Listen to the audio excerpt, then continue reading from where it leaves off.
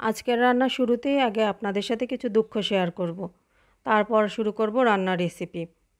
এই যে যেদিন ভাবি একটু আয়োজন করে সুন্দর করে সাজিয়ে গুছিয়ে একটা ভিডিও তৈরি করব আপনাদের জন্য, একটা রেসিপি, সেই দিনে আমার সাথে এরকম হয়।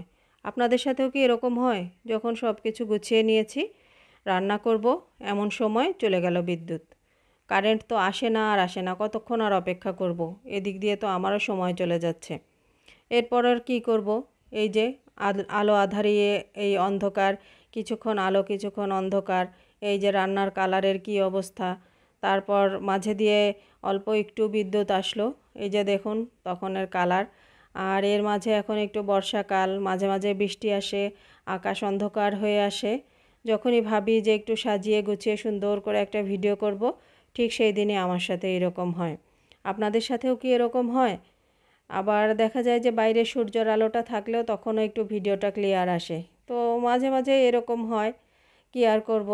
আপনারা তো এখন আমার আপনজনই, সব কিছু ক্ষমা সুন্দর দৃষ্টিতেই দেখবেন। আজ পাঁচমিশালি কিছু সবজি দিয়ে, কাঁঠালের বিচি দিয়ে এই যে শুটকি রান্না করব।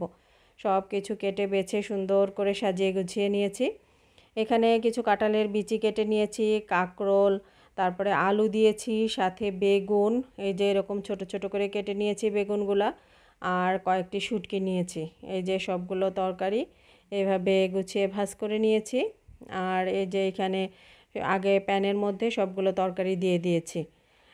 প্রথমে এখানে কাঁঠালের বিচি, কাঁকরোল, আলু এগুলো দিয়ে দিয়েছি। বেগুনটা শুরুতেই দিব না, কারণ কি বেগুন সিদ্ধ হতে খুবই কম সময় লাগে। এই জন্য যেই সবজিগুলো একটু সিদ্ধ হতে সময় লাগবে সেই সবজিগুলোকে আগে দিয়ে দিয়েছি।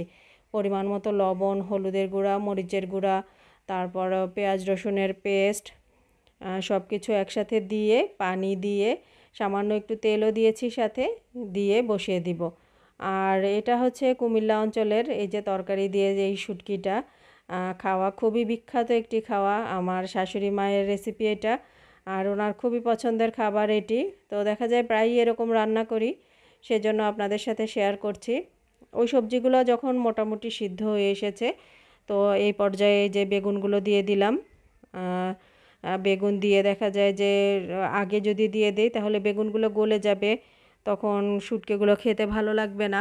সেই জন্য বেগুনটি একটু পরে দিব। ওই সবজি এবং কাঁঠালের বিচিও একটু সিদ্ধ হতে সময় লাগে। তারপর এই যে সবগুলো সবজি যখন একটু আধা সিদ্ধ হয়ে যাবে, তখন এই পর্যায়ে শুটকিগুলোকে সুন্দর করে ধুয়ে এই যে দিয়ে দিয়েছি সবজির উপরে। সাথে কয়েকটা কাঁচামরিচও দিয়ে দিচ্ছি একটু ফ্লেভার আসার জন্য।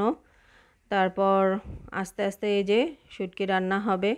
আর এই যে দেখুন আলো আঁধারিতে আমার রান্না চলছে, একবার আলো আসে তো একবার অন্ধকার।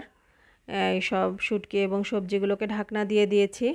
আর এরপর রান্নার যে একটা ধোঁয়ায় তো ক্যামেরা অন্ধকার হয়ে যায়, সেই দুঃখের কথা তো একবার আপনাদের সাথে শেয়ার করেছিলাম।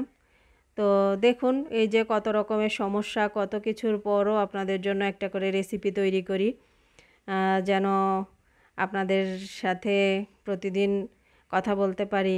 আপনারাও আমাকে কমেন্ট করেন, আমিও চেষ্টা করি মাঝে মাঝে একটু রিপ্লাই করার জন্য। তো এইভাবে আস্তে আস্তে শুটকি রান্নাটা হয়ে যাচ্ছে। কেমন লাগছে শুটকিটি দেখতে? এই শুটকিটি খেতে কিন্তু খুবই মজার, বিশেষ করে এখন তো কাঁঠালের বিচি পাওয়া যায়। তখন দেখা যায় যে গরম ভাতের সাথে শুটকিটা খেতে খুবই চমৎকার। এই ছিল আমার আজকের রেসিপি। তো চলে আসব আপনাদের সামনে আবার নতুন কোনো রেসিপি নিয়ে। এই জন্যই দেখা যায় যে যখন যেভাবে যা রান্না করি, শর্টকাট আমি যেমন তেমনই আপনাদের সামনে শেয়ার করার চেষ্টা করি। আর যেদিনই ভাবি যে একেবারে সাজিয়ে গুছিয়ে খুব সুন্দর করে একটা রেসিপি করব, সেদিনই আমার সাথে এরকম হয়। তো কেমন লাগলো আমার আজকের ভিডিও? যদি ভালো লাগে লাইক, কমেন্ট, শেয়ার করে আমার পাশে থাকবেন। ভালো থাকবেন, সুস্থ থাকবেন। আপনাদের জন্য দোয়া থাকলো, আর ভালোবাসা তো অবিরাম। আল্লাহ হাফেজ।